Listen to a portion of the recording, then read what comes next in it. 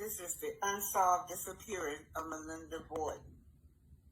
The disappearance of Linda still remains an unsolved mystery.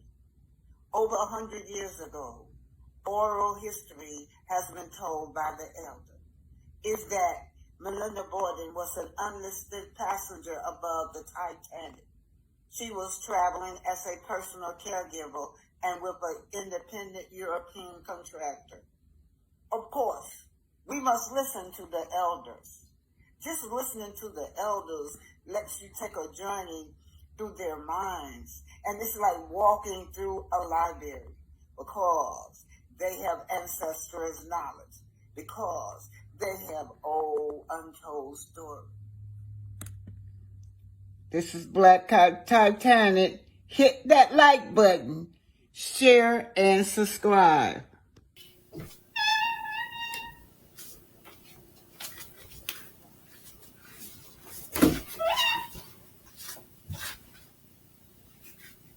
Interviews.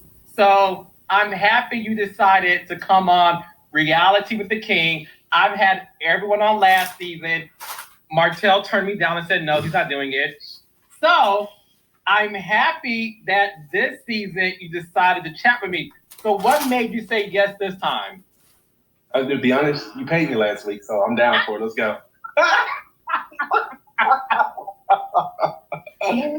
Oh, you paid everybody. You paid me, so I'm here. But no, I feel it's only right. I feel it's only right for me to jump on here with you. You're doing a great job with the show, and I'm a part of the show. And whatever you guys need, I think it's only right for me to jump on and put it out there, whatever it is. Reality TV, Reality with the King. Let's go. Well, let's go. So we have a lot to get to tonight. Obviously, we just saw the episode of Love and Marriage Huntsville. We'll get into that. We'll also get into your groundbreaking appearance on the Real Housewives of Atlanta. So we have a lot of ground to cover tonight.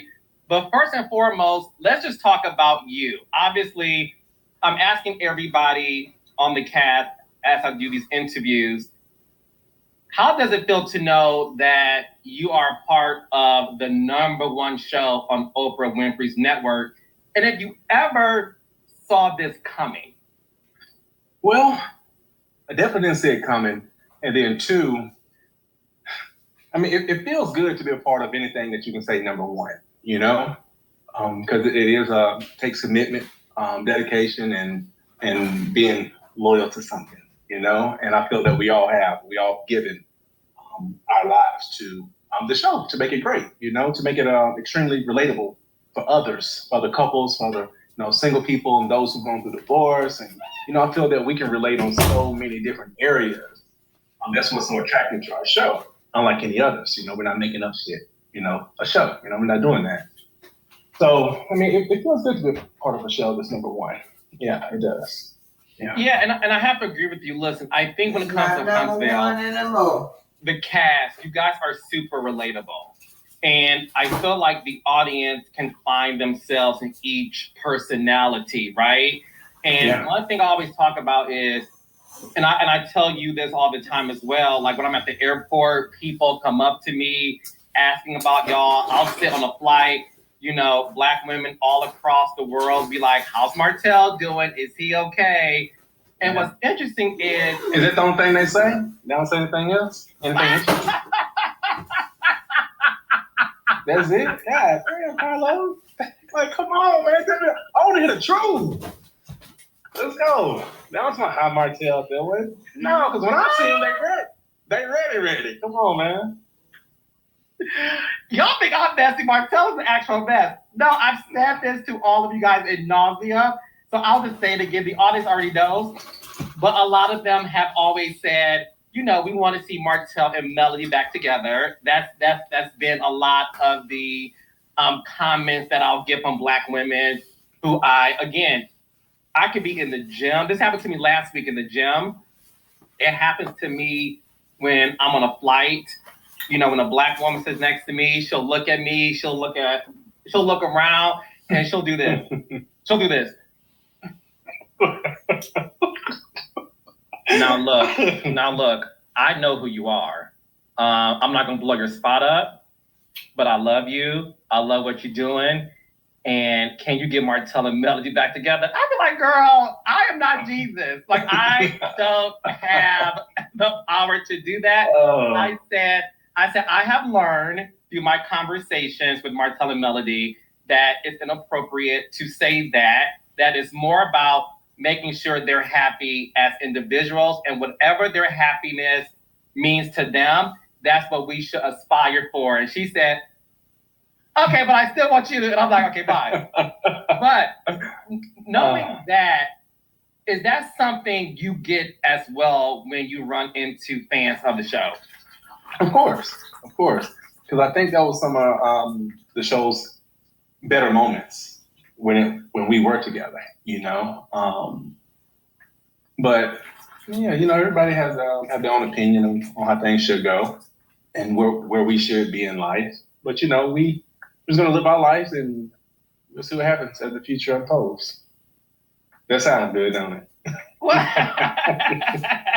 Is that your final statement on that topic? Yeah. Have you talked to Melody about that? Yeah, nah. I think we're both good right now. You know, we're really working hard to get along for the kids right now. You know, I think we got a lot more stepping stones to go before we even blink at each other. You know, so I don't know. Well, look, I think I'm honest by saying this. I think at the end of the day, we're all just praying for their situation because, again, there are kids involved, and at the most, we want to make sure that everybody is happy in terms of whatever that means for them. And one thing I know producing this show is the world's opinion or their thought of what happiness looks like oftentimes does not mean that the person they're wishing the happiness for agree on what that may mean for themselves, right? So when it comes to you and your relationship with your ex-wife, and we saw tonight's episode, well, we saw this season, there's been a lot of dialogue about court battles and custody. And again, we have a reunion to tape. And unlike a lot of people, I save my questions and answers for the reunion because the show that pays me too. So we won't get into a lot of stuff because we got to talk about a lot at the reunion. But when it comes to you and your ex-wife, how are you two doing right now?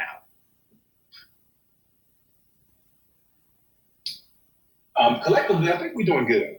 We're doing much better after court, you know? We would have been doing amazing if both of us, now let me be real, we would have been doing great if she was following what the judge put out a long time ago. You know, her being held in contempt of court on so many different levels is what caused me to be upset and angry, you know, because I don't want to take her to court. I kept asking her to just abide by what the judge's orders are. That's it. And now that she is, we're in a much better place, you know. You know, if one of the kids got to go to the doctor, you know, she called, let me know what happened. If something goes on at the school, if I don't already know, she's gonna call me and enlighten me what's going on. Or, you know, now, Martell, I'm going out of town. Will you get the kids for me? Yes, I watched the kids for like 3 or 4 days. And hey, Mel, I'm about to go out of town. You watch the kids. I will, Martell. And I took the kids. She got the kids and kept them for a couple of days for me. And I think that's what effective co-parenting is. You know, giving that parent first right of refusal. But yeah, that's what effective co-parenting is. You know, knowing that parent is a parent 24/7. No matter if I have custody of the kids this week, like I have them now. You know, if Melody says she want to get the kids for a day or take them out to eat while I have them, of course, come and get them. You know, I would love that. You know what I'm saying? And I'm trying to get her there. You know, if I want to get the kids for any particular reason, any day, like she'll be cool with that. You know, but it's just right now it's been forced by the courts for her to do certain things. But I mean, I'm loving it though. You know, and I mean that's just the way parents should be anyway. Like she messaged me this morning, Mother's Day coming up Sunday. You know, and she told me, well, I got to go look at the court paperwork to see what it's supposed to be. I was like. Melody, you don't got to look at that. Whatever you want to do, you just do it. You know what I'm saying?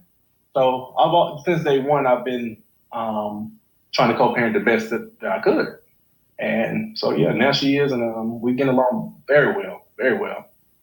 Well, look, I think at the end of the day, hearing that you two are getting along and what that means for you two is a great start. And again, we'll dive more at the reunion because she's not here to defend herself. But call her right quick. Call her right quick. I love that. That's what I want.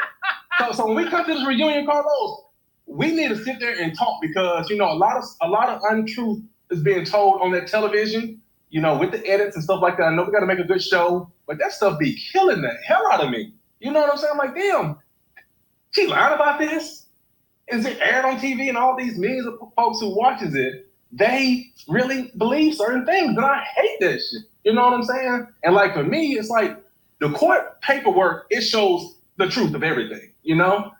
Who was co-parenting effectively and who wasn't, and who's trying to, to make sure everything's going accordingly, and for the kids' sake, So yeah, so when we do, if we saving anything for what is it, November? I don't know the exact month, but it'll be around that time. But look, I think listen. One thing about the reunion is the fact that it is a fair ground for everybody to get things out of there. And look, one thing about... It's not fair, Carlos. Let me say what everybody's about to say. It ain't fair, Carlos. We know who your favorite is, okay? Oh, please. You side with Melody too much. Well, if you read what people are saying now, they're saying you're my favorite. So everyone thinks that. Good. I guess they saw the chemistry that we had in Atlanta. Apparently, for the past couple of weeks, you're my favorite because I guess I had to babysit you to do interviews because a grown man is unable to do interviews on his own. But it's one of those things where I'm glad you're laughing because I laugh at it too. And I think listen, I love the fans. I know that they have strong opinions. I'm never, and quote me on this, I'm never going to be anybody who takes things personally because y'all don't know me personally. So I'm not going to take this funny shade about Mel is your favorite. Oh no, it's Martell. Oh, they got this chemistry. Oh, let's add this song. It was me and you got a good laugh at that stupid video because y'all attacking the wrong people because we don't care. Do that to people who's going to clap back at y'all, but But we don't care. We don't laugh at all. But anyway, my favorite is me. Okay. I love you all. One of the things that happened last week that a lot of people talked about was the birthday party, the girls' birthday party, and how you showed up uninvited because when I say uninvited, I mean Melody did not invite you. And apparently, again, we'll talk about this more at the reunion, but the cliff notes is she did not invite you. She said you could get the kids later. I think she did invite me. Because again, I don't think my daughter Mariah, my daughter is going to lie on her mom to her dad. So I think that Melody told Mariah that your dad can come. Behind closed doors, Melody wanted to tell Mariah to say that I can't. So she wanted to put in Mariah's head that your dad can come, but then still keep me away. That's how she did last year. So that's why I said this year should be my year. Mariah. Now, Dr. Francis said that this man loved to use his kids as a gatekeeper. Also, he said that Melody is not complying with the court orders, but she was for the birthday party. For the birthday party, she was complying with the court orders that it was her day, her week to have those children. Now, it's still a problem. She's complying. It's still a problem with the pygmies. They're mad at Melody because they say she should have let him came to the party.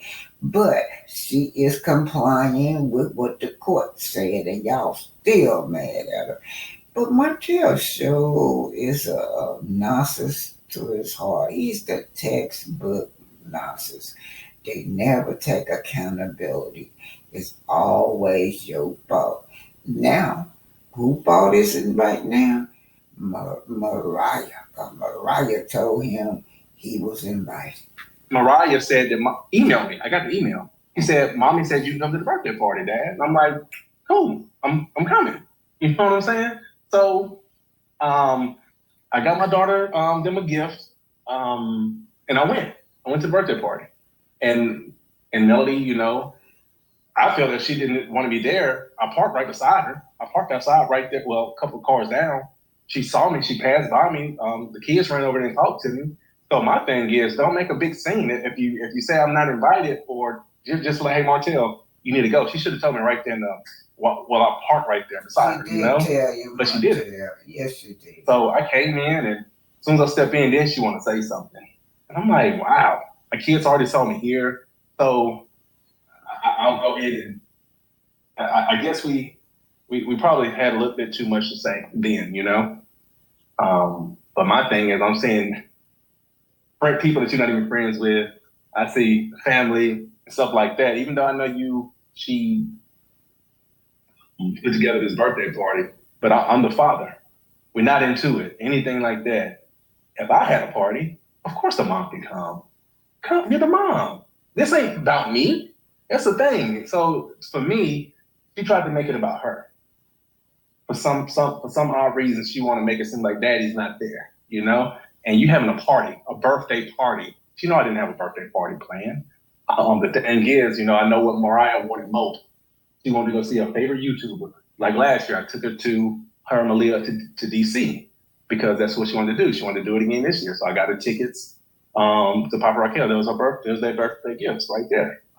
But again, anytime my kids are being celebrated, I think both parents should be there. I don't care if they're being celebrated in school, athletics, birthdays, anything. We both should be there. And I don't think that we should have separate parties. To me, that's confusing the child.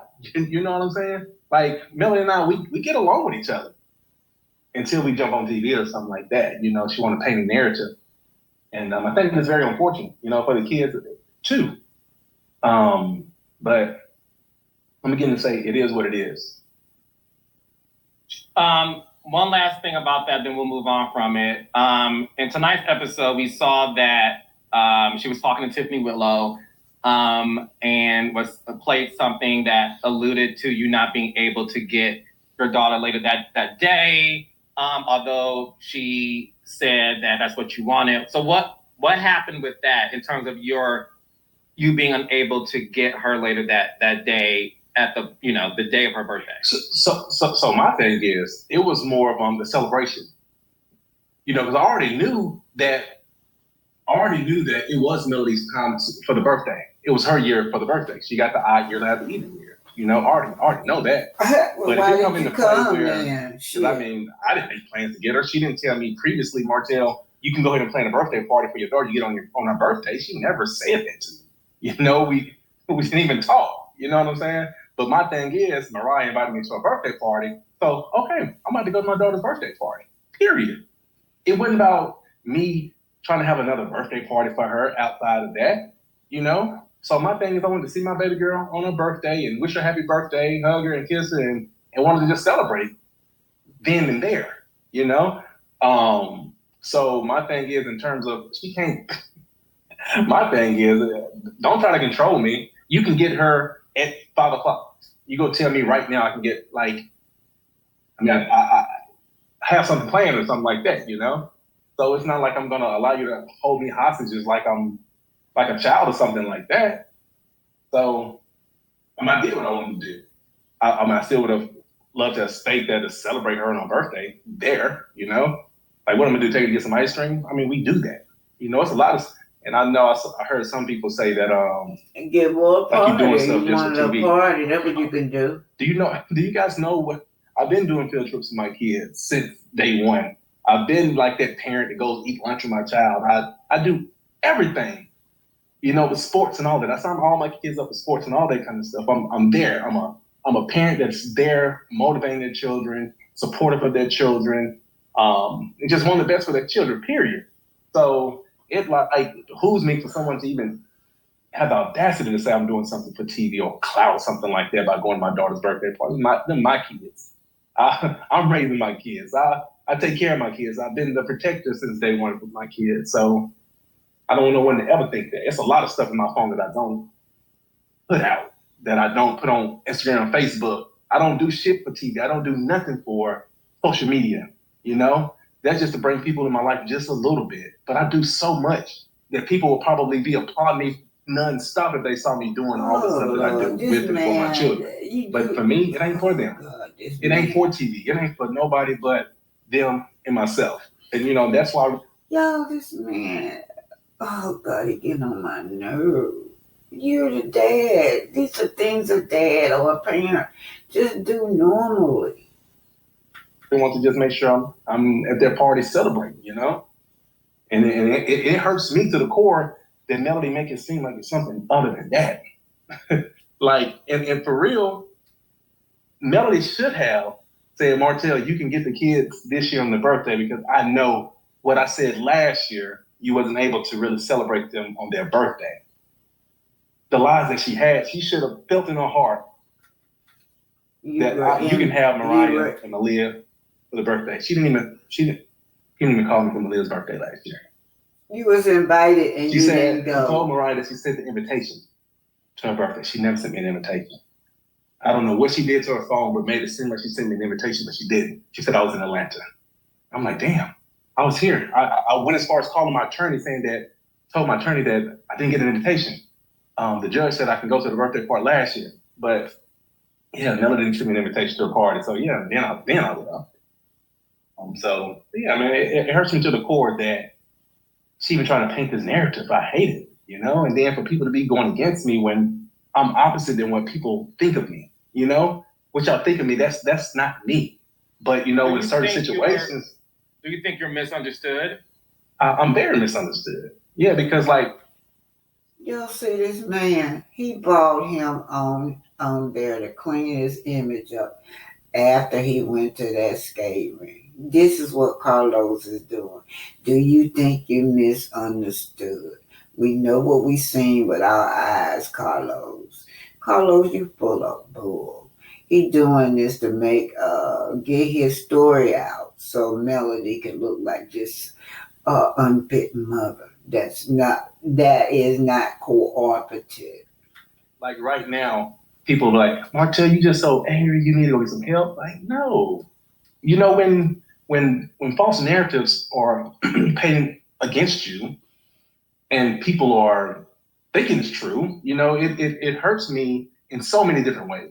You know, it hurts me with business.